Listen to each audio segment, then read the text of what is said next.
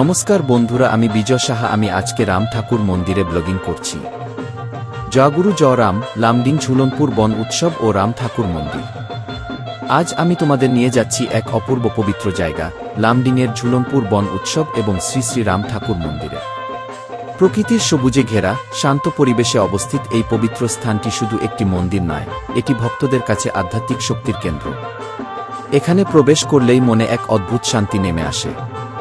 পাখির ডাক, গাছের ছায়া আর ভক্তদের কি জয়গুরু জয় রাম কি ধ্বনি পুরো পরিবেশকে ভরে তোলে ভক্তিমা আবেশে। ঝুলনপুর বন উৎসব, এই উৎসবের সময় পুরো এলাকা হয়ে ওঠে এক স্বর্গীয় দৃশ্য। ভক্তরা দূর দূরান্ত থেকে এখানে আসেন প্রার্থনা করতে, ভজন গাইতে আর গুরুদেবের আশীর্বাদ নিতে। বনভূমির মাঝে মন্দির প্রাঙ্গণে যখন কীর্তন শুরু হয়, মনে হয় যেন দেবলোক নেমে এসেছে।